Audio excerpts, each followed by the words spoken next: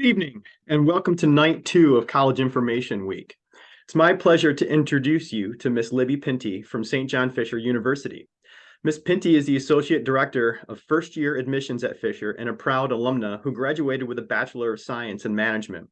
Miss Pinti has been part of the St. John Fisher team since 2005 when she began work as the freshman admissions events coordinator, and it wasn't long before she moved up the ranks to become the director of events and programming in the Office of Institutional Advancement, where she worked for approximately 5 years.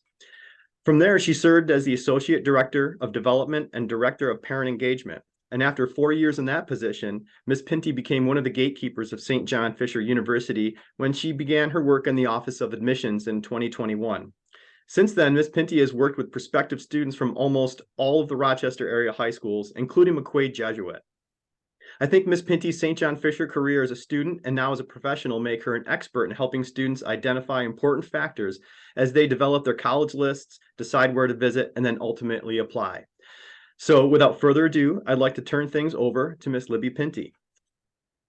Thanks, Jeff. I appreciate the introduction. I also add that I'm a parent of 3 college graduates. So we have compiled these lists in my family multiple times, and I'm hoping that not only do I share some admissions experience, but also experience from the family side and helping my own children navigate the college process. So I'm going to go ahead and share my screen.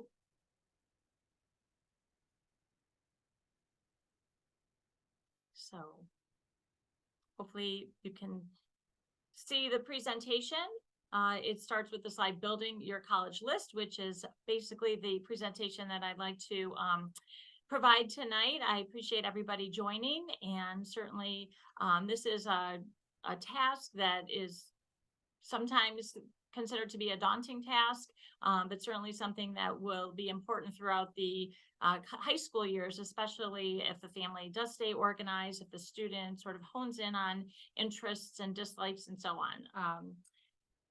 So the presentation is going to be broken down basically in different categories, and we're going to break it down into 5 different categories, and I do have a slide for specific details on each of these categories. We're going to really talk about like where does the student start with the college list? How do you even know where to begin? Like I said, the project in terms of creating your college list and creating websites or spreadsheets or other organizational materials to stay organized can be somewhat daunting. But if we break it down into manageable steps, it will not be as overwhelming. And it's certainly something that every high school student considers as they're pursuing their college career, and certainly something that as a strong student, at the various high schools can certainly be manageable with family support as well. Certainly campus visits are going to be an important component of refining the list, paring down the list so you know which applications you're going to pursue, what colleges will you apply to, what do they utilize for their own application, what form, and then there will be other lists in the process. Once you begin to be admitted to colleges and universities and finish the college application process, there will be other lists to consider. And then of course, narrowing it down to the final selection. So that will be the focus for our presentation. So where to start? I think the most important piece of knowing where to start is just asking yourself questions. Starting in sophomore year is the best idea to really start to maybe analyze what your goals, interests, likes, and dislikes are going to be. Junior year becomes very busy with ACTs, SATs. The junior year is a very important component on the academic transcript when you're applying for colleges. Sports become pretty competitive if you're playing at the varsity level. So really, if you can think about maybe where you're going to be visiting, at least in terms of colleges or universities, and where ultimately you might even consider attending. Those are questions that you might want to start asking yourself in sophomore year. I think if you're starting with a clean slate, just brainstorming those ideas is really the best place to start. Talking with family, talking with friends, talking with students who are currently in college, who might be coming home for the holiday break. Oftentimes students will return to their high school and share a little bit about their college experience, so you can take advantage of opportunities to hear from them. But really just starting with a clean slate and really knowing that there's no wrong answer when you are just brainstorming, making a list of location. Oftentimes students, when they start to really think about going away to college, they think about being somewhere warm or going out west, or going to a state that they've never been to before. Other students know that they want to stay close to home. Location could mean, where is the college located nationally, but also, is it near a big city? Is it in a rural environment? Is it urban, suburban? Those are things that you might want to think about when you're thinking about location. What about size? Some students love those D1 football games and want to go to a university that is almost like its own city, where they have thousands, tens of thousands of students on campus. Other students would like to consider a smaller school where you're going to come to know your professors and they will come to know you.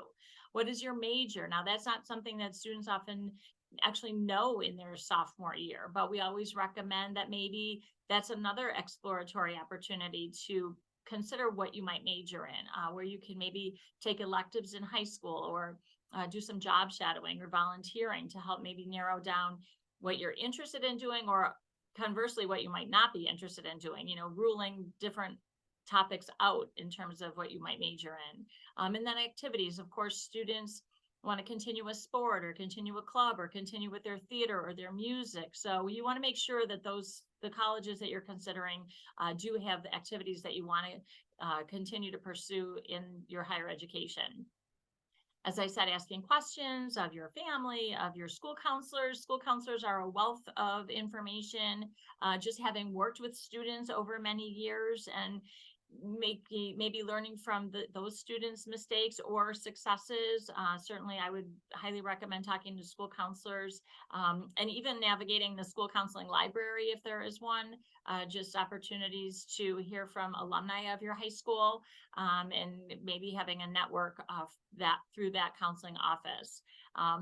And then really coming up with a college wish list. And a college wish list could really be 20 to 30 colleges, just knowing that you are going to obviously pare it down through visits, through research. I have cited a couple of web pages here. The College Board, which is the website through which you would sign up for SATs, also has a wonderful platform called Big Future. And there's many opportunities to stay organized with your college list on Big Future. There's also a college quiz. It's sort of a opportunity to filter out colleges that you would not be interested in. And then U.S. News and World Report has this article about how to make a college list that I thought was pretty informative, and I just wanted to share that out as well. So again, just knowing that, in your sophomore year, you've got a blank slate. You can just really have a big dream list. We always talk about schools, safety schools, dream schools, match schools that I'll get into in a later slide. But really just jot down everything and anything that you think is going to be important in your college education or your college career. The next slide that we're going to hone in on is just the campus visit. So once you have that list of 20 to 30 schools that you might consider, there's a whole host of opportunities to explore those colleges. And you might even subtract some colleges from that initial list and add some later as you're doing more internet research or campus visits. So the best time to visit, I think, is really in late sophomore, but really in your junior year. Again, junior year does get busy, so you want to maybe plan ahead. Oftentimes, families will visit campuses during family vacations in the summer. If it's possible to visit a campus during the academic year, that's a great way to really see the campus in full swing, see students that are on that campus, maybe just walk by a classroom and see what that looks like. If there's a sporting event going on, you want to sort of, have that college feel while you're visiting. But oftentimes, if that's not possible, when you're visiting colleges during the academic year, it's more the local colleges or colleges that you could visit within a day. And then if it's a little bit farther away, it might require, a holiday break or a summer vacation type of time frame. So you might not see the campus in full swing, but that's okay. You'll still get an idea of the campus feel. What do the buildings look like? What do the classrooms look like? Are residence halls updated? So you really can still get a feel for the campus, but even though it might not have its full community back in the classroom and in the residence halls or in the athletic facilities.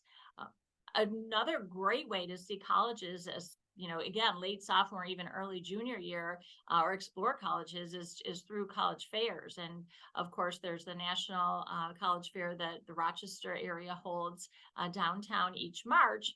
And many colleges from all over the country will represent at those college fairs.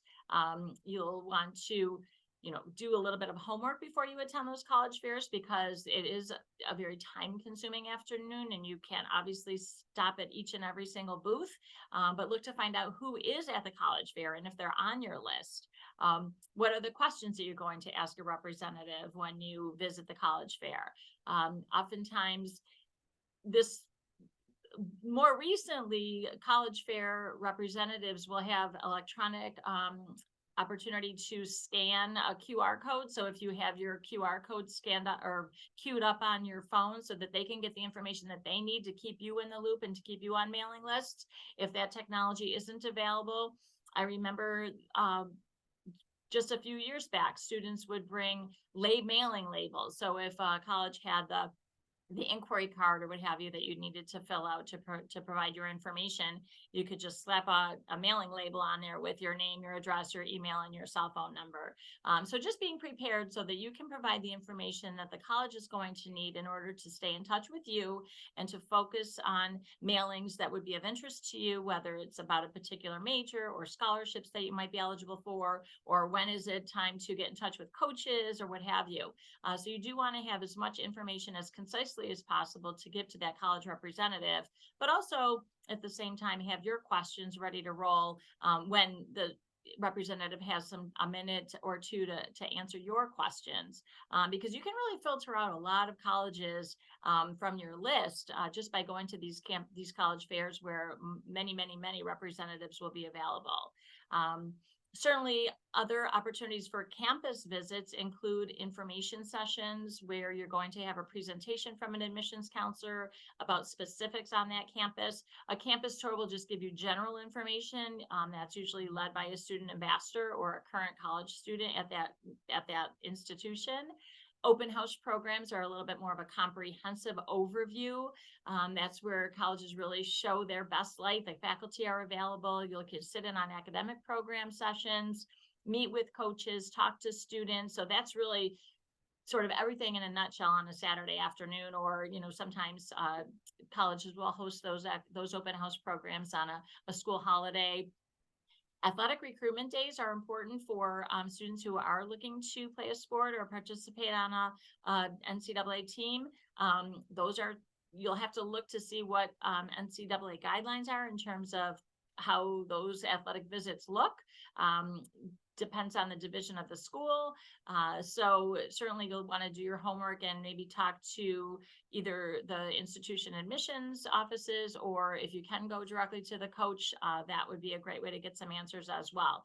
D3 schools, you tend to are able to talk to the coaches directly. You can email coaches and get information, but I'm not sure D1 and D2 have that same accessibility. They may need to recruit the athletes. And then just a campus interview. Oftentimes students will just, if they've got the opportunity, they happen to be on campus, and sometimes it's 6 or more hours away, and you just want to take the opportunity to talk to an admissions counselor while you're visiting. Interviews can certainly be evaluative, where you may need to interview for a particular program that you're applying to, but oftentimes I tell students, you're also interviewing the university. You have questions that you want to ask that university, and you're almost interviewing them to make sure that they're going to be a good fit as well. So the interview isn't supposed to be a time where you would be nervous or be concerned that, it might affect your acceptance decision or your admissions decision, but really an opportunity for you to gather information and find out if this is a college that you'd like to continue to explore when the application comes around. And then, of course, you always want to just take lots of notes and pictures, be consistent when you're looking for focus areas or things that were important to you on that original list in your sophomore year. You want to be consistent that you're looking for all of those things on each campus visit. Talking to students when you're at the college, not just, high school students who may be also considering that college visit, but students who are actually there, who are maybe first year students or even in their sophomore junior year, and find out why did they select that institution, what is it that they like about the institution, how big are their class sizes, do they have opportunity for research or study abroad, what opportunities outside of the classroom can they participate in. And then picking up a student newspaper if there's one available, or just going on to their social media pages. That's a great way to explore the campuses and the colleges as well. So there's a lot of information gathering that goes along with these campus visits and college fairs. And the most important part is to continue to just stay organized, whether it's through a spreadsheet or a notebook. But we always say when you leave the campus that you're visiting, once you are in the car or even on your way home, to be making notes, because there's so many visits that you will do, and oftentimes you're doing 3 or 4 on a weekend, that they do tend to sort of all blur together. So we always recommend just jotting down detailed notes in terms of what that visit was like for you. After the campus visit, we ask ourselves what impressed me about that college campus. What was I disappointed in? What was I hoping that I would see and I didn't see? And just jot down those reflections in a notebook or in a spreadsheet or on your phone. Perhaps do little dictation in a notes section on your phone, so that you can really have those impressions available when the application time comes, which could be a year, depending on if you're visiting in your early junior year or over a holiday break week. It could be another 6 or 8 months before you decide where you're going to apply. So you want to have those impressions and that information accessible. Following up after the campus visit, it is a good idea to follow up with an admissions counselor, whether or not you've met with a representative at the university. If you can send a note to an admissions office or a faculty member and just express your interest. So when the application time comes, they will have that notation that you actually reached out to follow up on that visit. So if that's a school that maybe emerged to the top of your preference list, that's something that you want to really consider doing so that they remember you.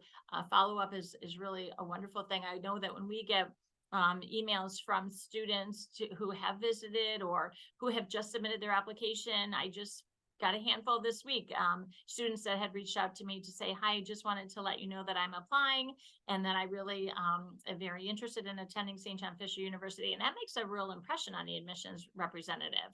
That certainly will go along in that student's record. It shows interest.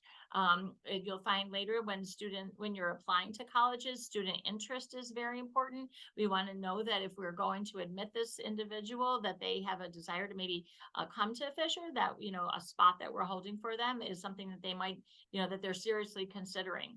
So, showing your interest, expressing your interest, scheduling these visits are all going to be sort of important when the time of application comes.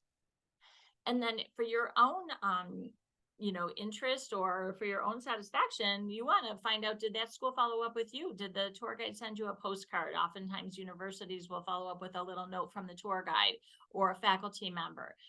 What kind of follow-up did the school display with you? Did they thank you for coming? Even if it's an email from the admissions office to acknowledge that you were at open house or that you did have that campus tour, and what steps do they recommend you take for considering that college for application time? So it is a two-way street in terms of follow-up, and we do always recommend that you be conscious that you should be followed up with as well. And then look back at your original wish list that you compiled in your sophomore year. Are those college visits impacting that wish list? Would you keep that college on your list? Was there something about that college that sort of decided, that might not be for me? Were the students people that were people that you could identify with, that you felt you could spend 4 years with? Where was the campus? I remember visiting a campus. It was an urban campus, but it didn't feel very contained. It was classes were all sort of all over the city. In some cases, universities who are in an urban environment require a shuttle from the residence hall to get to class. I mean, how is that going to feel for you? Are you going to, want to be relying on a shuttle to get to class on time? Do you want a more contained campus where, you have to actually physically leave the campus and to know that you're not on campus any longer? But sometimes schools in more urban settings, which can be very attractive because they're so accessible, there's just so much going on in that city that you want to be a part of. And a lot of students really enjoy, that type of a campus environment. But how did that sit with you? Is that a fit for you? It might be fine for a friend or a family member, but how does it sit with you? Other colleges are on the outskirts of a city where you have sort of that campus feel, that campus environment, but you want to be able to get downtown if necessary. It's not right on your residence hall quad, but at the same time, it is something that you could access if you wanted to. And certainly being in the area of Rochester, we have many college campuses that are in the suburbs or on the outskirts of the city, but at the same time, students can get downtown for athletic events or cultural events or theater or restaurants. And that's sort of the best of both worlds for students. Other students there's many colleges that the town is the college. The campus, when it's in full swing, really makes up the university's neighborhood. So those are, many of our SUNY schools certainly have those areas where the city is the campus, and so the restaurants are very accessible and really welcome college students because that's who their customer base is during the academic year. So yeah, you have to really consider the location, not just the college campus location, but where does it sit in terms of geographically, in a urban, suburban, or more rural district or area that you might be considering. And again, once you get on campuses, you can start to refine your list. Maybe you didn't realize the location of a particular campus, and that might impact whether that's a campus that you want to push to the top of the list or even take right off the list. I think one of the best questions that you can ask yourself in terms of refining your list is, would I apply to this institution? And later in the slide, I'll talk about if you are going to apply to an institution, you have to sort of think that you would go there if they accepted you. Might not, you'll apply to multiple schools, but at the same time, the application process is about considering colleges that you would actually go to. And so in terms of refining your list, that is a great question to ask yourself. Would I apply? Would I go here? And if not, what is it that what is it that I didn't like about that campus or that I don't feel is a good fit for me, so that I can maybe think about that when I'm visiting other campuses. Oftentimes, virtual visits are very important, especially if you're not going to be able to visit a campus that might be further away.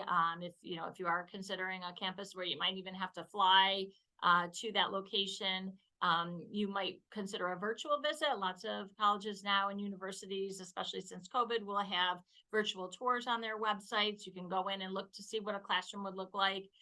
There is nothing like setting foot on the college campus, though, just so that you can really feel like, can I see myself here? So following the campus visit, you'll take that list from sophomore year, you'll pare it down, you might add to it. Throughout your sophomore and junior year, you might hear about other institutions that somebody might recommend to you, or you'll start to get mail, whether email or mail in your home, that you'll start to consider colleges that you may not have been on your radar. When you're signing up for SAT tests or signing up for college fairs, certainly you'll start to get on some mailing lists, and you may hear from colleges that are within your areas of interest or your area of major that you're thinking about, but that you might not have even heard of. So those are great colleges to just go onto their website and do a little bit of homework. Other things that will be important for research after the college visits and when you start to think about the application process is, what are they going to require of me? Do they look for SAT scores or ACT scores? What am I going to have to do to prepare for this college application? And that will be important for junior year. So you may want to expand on your list in terms of just identifying what qualifications that institution needs for you to apply. And those are things that you want to have taken care of before you start the application process.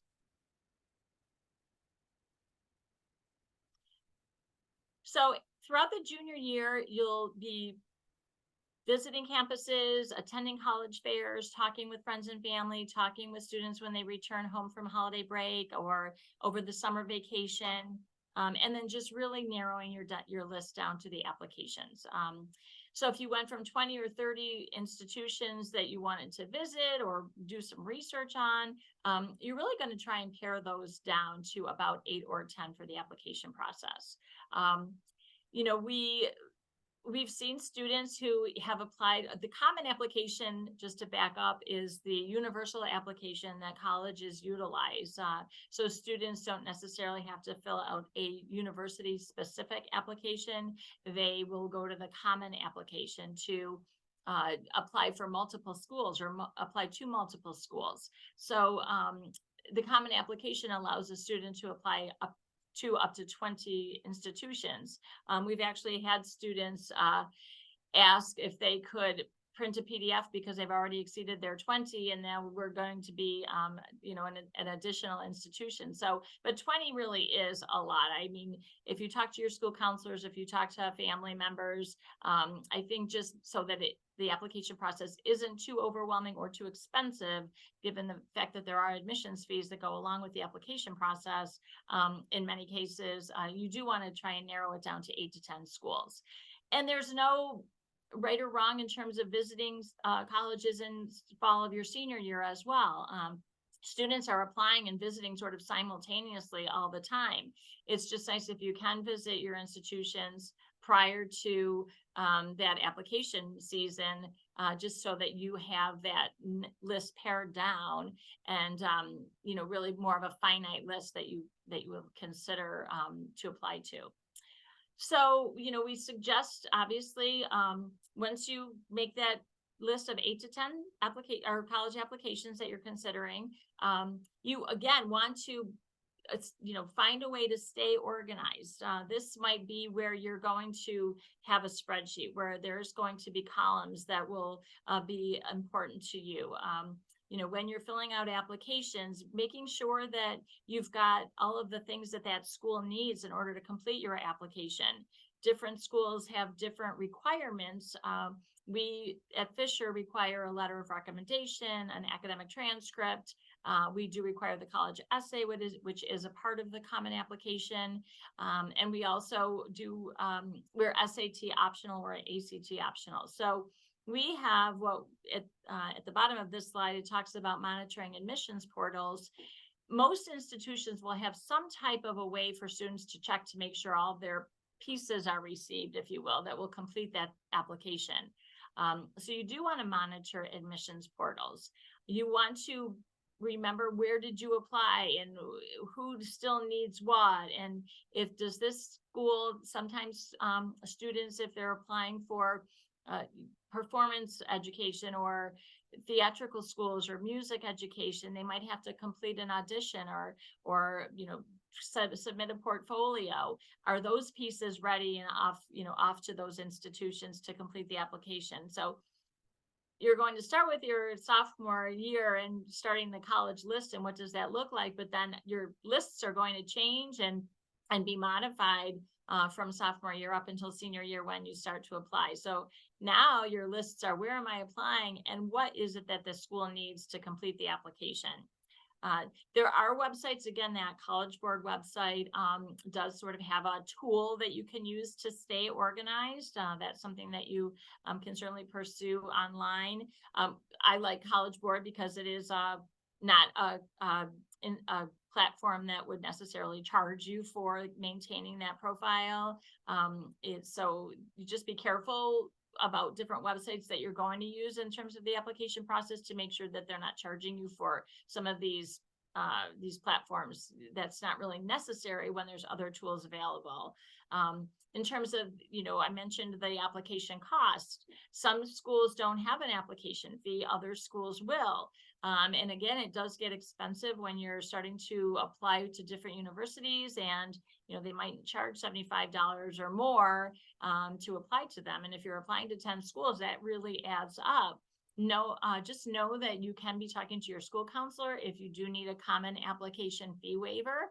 So that's a good way to save some money. You can get that fee waived in some instances if you're eligible for that opportunity. But just again, paring that list down, where have I applied? What is the form that they're going to need? What are the requirements that they're going to need to complete the application? These are going to be things that you're going to want to manage when that time comes. So these are opportunities to stay organized, the spreadsheets, websites, as I mentioned, and then the college application email. Oftentimes students will use a school email account.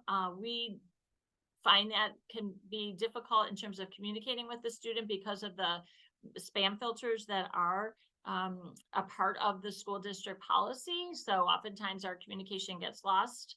I have seen students create their own Gmail account specifically for college correspondence. So I put an example here. I think that's a great way to manage communication. You will get emails from all the institutions, not only that you have visited, but that you will have applied to.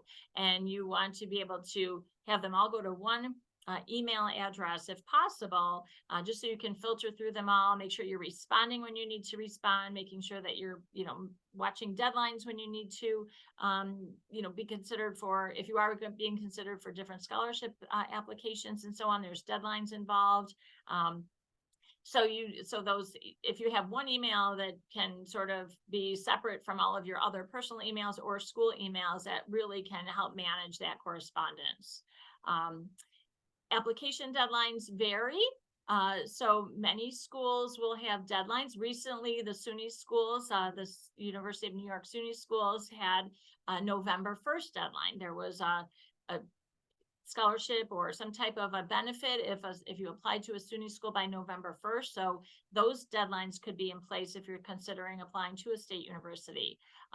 Other schools will have a deadline in place for early action. So they may batch their decisions where they may be sending out admissions decisions early around the December 1st timeframe, but then the remainder of those application decisions or admissions decisions will go out closer to March 1st. So you want to figure out, do I want to apply early action, or can I wait till March 1st to find out whether or not I've been admitted to that institution? We at Fisher and other institutions like us are on rolling admissions where there really isn't a deadline. Students can apply throughout the year. However, we do have a preferred deadline of January 15th so that students can also be considered for scholarships. We do have scholarship deadlines that coincide with those application deadlines so that students aren't missing the opportunities there for financial resources. And those are, again, another, area where a list is going to be very important. And just keeping track of the different scholarships that colleges are going to offer and what needs to be completed when. So not only a list, but a calendar will be very helpful as well.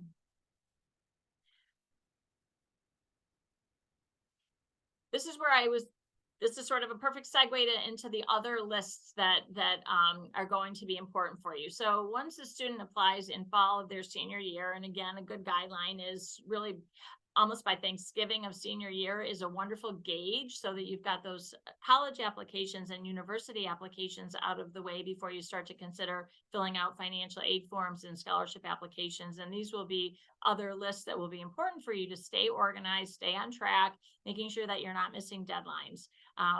So I did add a website here. This is a Fisher website, but it is a list of outside scholarships and scholarship search sites that we have vetted. They're not specific to Fisher, but they are available to students in the Rochester community. There are also some national scholarship searches that we have vetted that we find to be credible, where students can do a private scholarship search based on maybe their major, their high school, what they're trying to pursue in college, or what type of a college they're going to be going to. So this particular link will certainly bring you to another list of opportunities to pay for college. Every college and university that is eligible for students to receive federal aid will require a FAFSA, which is the free application for federal student aid. The CSS profile is another financial aid form that some institutions do require. And then, of course, the New York State TAP application is another form. These are examples of financial aid forms that students will need to complete in order to be considered for need-based aid. Whether it's federal grants, institutional grants, state grants. So this is where you want to keep track of the forms that you've completed, the forms that need to be completed, where you have sent these forms.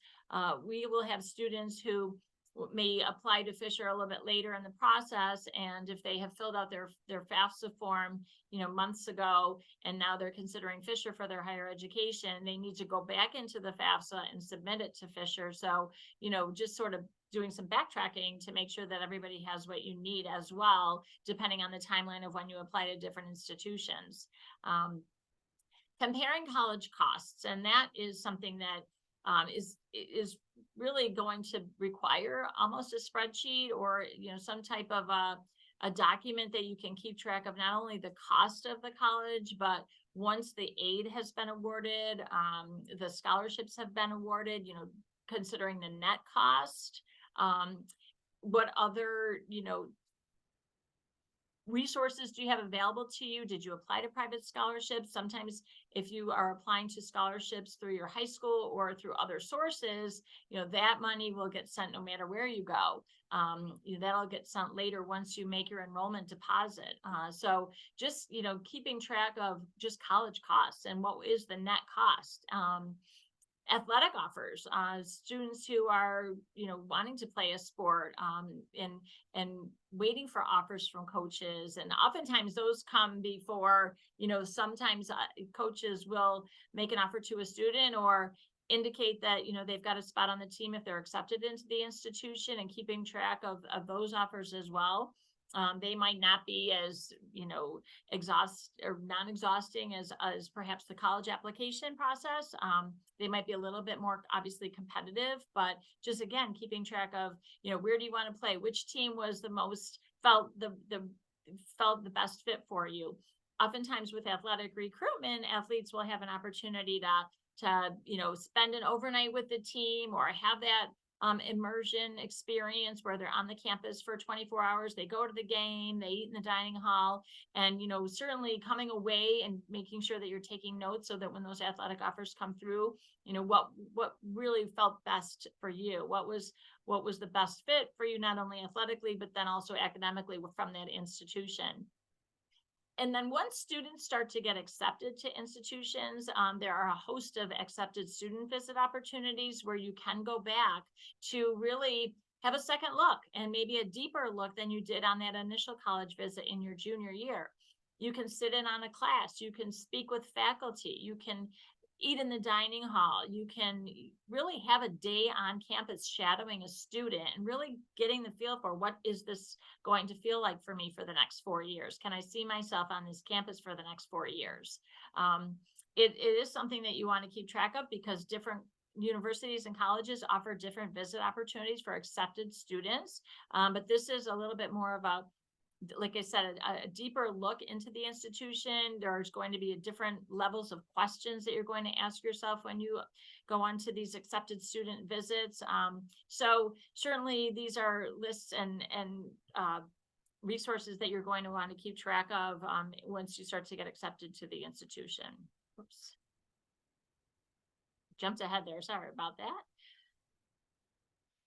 So then after you've been accepted to the universities and colleges where you've applied, and you start to get your acceptance packages and your scholarship information and your financial aid information, then it comes down to the selection. And of course, your list is going to become extremely small, down to one school.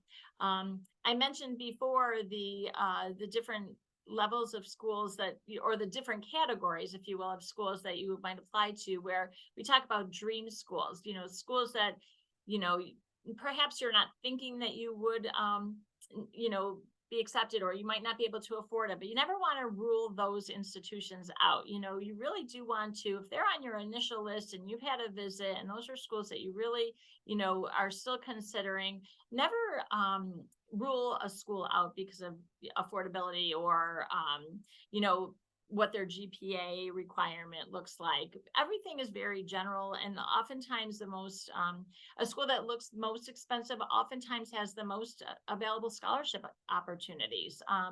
And depending on where you land in terms of the applicant pool, you might be more eligible for scholarships than somebody else within that applicant pool. So I know private schools have been able to bring the cost of tuition, room and board down, even to be equivalent to a SUNY school rate. So you really want to apply to the 8 or 10 or so schools that you really would go to if you were offered an opportunity for admission. And then, as things progress throughout the senior year in terms of financial aid opportunities and scholarship awards and acceptances that you receive, then you'll be able to really make that decision for your selection and really feel like you had some choices. We want to say that once you start to receive your admissions decisions, you'll want to update your application spreadsheet, which colleges are accepting you, which colleges unfortunately can't accept you for that particular year. Sometimes colleges will offer you a wait list opportunity. Do you want to pursue that? Do you want to maintain that status on their wait list? Those are things that you really want to just start to, quantify. And then what were the most important factors for you back in sophomore year? Did they change? Do these schools, or if they haven't changed, the schools that are accepting you and offering you admission, do they offer those factors that were important to you in your sophomore year? Just go back to that initial list. Affordability and value. These are things that are going to be very important, obviously. 4 years of undergraduate work towards a bachelor's degree is going to be expensive. And so, you want to look at the big picture, not just that first year, how much is it going to cost in the first year, but what is it going to cost for the 4 years? Are there other opportunities for scholarships once you're enrolled at the institution? Will you have a job that will help you save money for those later years? What is the return on the investment? What is the career placement rate once, post degree, postgraduate? What does that look like? What is included in the tuition? Many colleges offer study abroad programs or research opportunities or experiential learning opportunities. Are those expenses included in tuition, or are there extra fees that might not be put into the financial aid package for that first year? Travel. If you are going to go to school out of state, what does travel look like? Do family members need to stay in hotels when they come to visit you or come over for family weekend, for example? So just some of expenses. So you really want to look at the big picture, not just the cost of the institution, but you definitely want to look at net costs for that first year, and then just maybe project what is college going to cost over the next 4 or 6 years if you're considering graduate school. So that selection process will certainly be narrowed down until you select the school of your choice that is going to be the best fit for you, the most affordable, the most rewarding, the most fulfilling, and the one that's going to prepare you best for your career after college.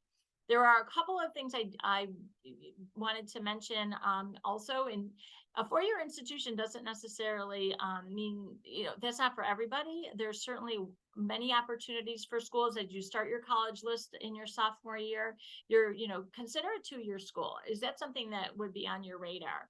Would it be an opportunity that I think it's an opportunity for students to visit a two-year institution or find out about 2+2 programs. Are you maybe going to just go to a school that is a career school where they focus on professions? It's going to be a very focused. We have a new one in town, the Golisano School for Business. So that's focused strictly. It's not a degree program. And it's something that you might consider. Those are other opportunities. I mean, certainly military and the workforce are other things that might be on your list in your sophomore year to pursue. But everybody's path is going to be different. And I've seen students who have done a variety of different paths. And just starting, it doesn't always have to be just about that 4-year college but certainly I think that's something that is a great place to include.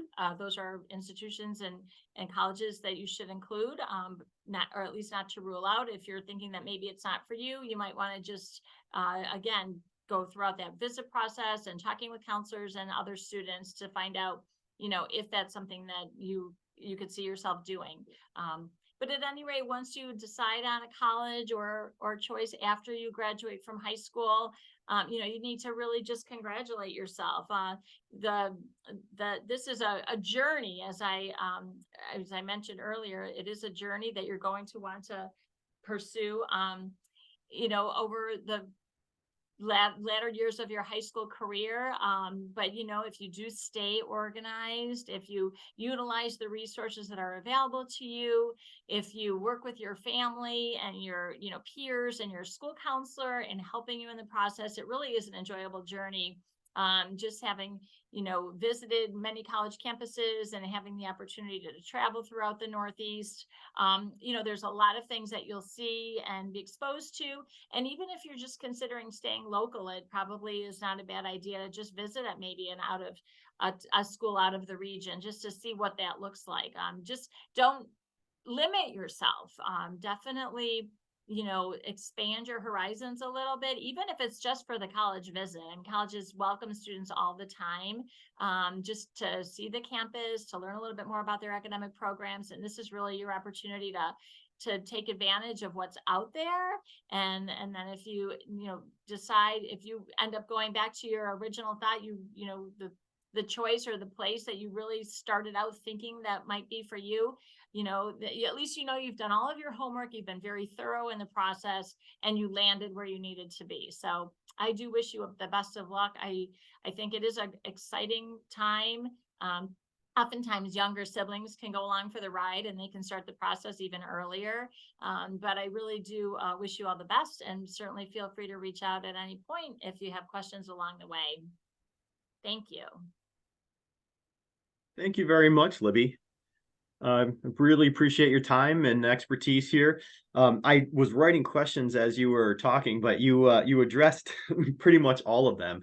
But one of the things that I didn't really think of, usually we talk about building your college list, which is the focus of this, but you're talking about building other lists as well, subcategories based on the scholarships available, the return on investment, all of the admissions criteria. How did you keep track of it all with your family when you were going through the process? That's a great question. So I just found the accordion file that we had initially for each child, especially my youngest graduated from college 5 years ago. So we were probably a little bit, I feel like maybe some of the things that we were doing are a little bit outdated now, but we did get a lot of stuff in the mail. And we just kept that accordion. We did have spreadsheets. We kept spreadsheets for the financial information, and it really is interesting to see how that net cost continues to decrease when students start to receive scholarships. Again, those scholarship applications are going to be important because, and especially the deadlines will be important, just because if you're not applying, then you're not going to be receiving these opportunities. I have a colleague who applied for a scholarship, which he was awarded because he was the only applicant. So it is amazing. But yeah, I think the Excel spreadsheets, and that really might not be considered a list, but it's more of a checklist, just in terms of keeping those things in check. But I just think, keeping having a spot and honestly, one of the most important things about getting organized is getting rid of the stuff that is not of interest. Because you will, and especially these college fairs, once a student goes to a college fair, if they're talking with representatives and then they rule those schools out, if once they, maybe unsubscribing from emails or getting rid of information once it comes in the door, because there are piles of information and letters and just reading. I mean, it is important, just read everything, and just keeping a spot in the house, or like I said, setting up your own college email address where, so things don't get overwhelming and out of place. Yeah. Yeah, and thank you very much. And you were talking before about visiting campuses when the students were there, and as a counselor, we visit a lot of campuses, and there are differences between the communities. I've been to campuses where people have their laptops open, they're collaborating in the union, they're working on projects, and I've been on other tours where I'm trying to listen to the tour guide, and you've got people skateboarding next to us using foul language. So you really do need to get to these campuses to decide if they're going to be the right place for you. It's extremely important.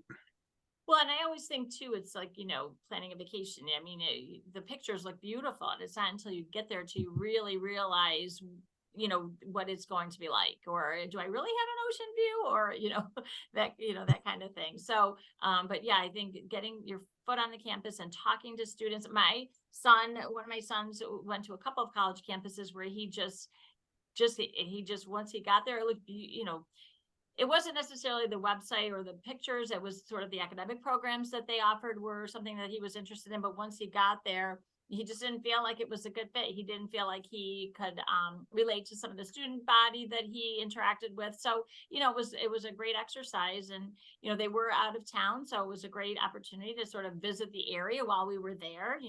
When you're in another city, you can have an opportunity to sort of see the city while you're visiting the campus and just seeing what's around you. Yeah, so preparation, it sounds like it's key before you go to visit these campuses, to get the full feel and the effect of what it would be like.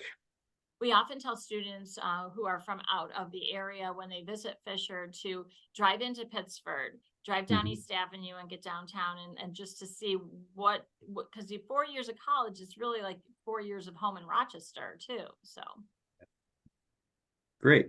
Well, thank you once again. I think all of our students and families are going to be much better off after listening to your presentation. Well, thank you so much for the opportunity, Jeff. I hope it was helpful. Thank you. Absolutely. Have a good night. You too. Take care.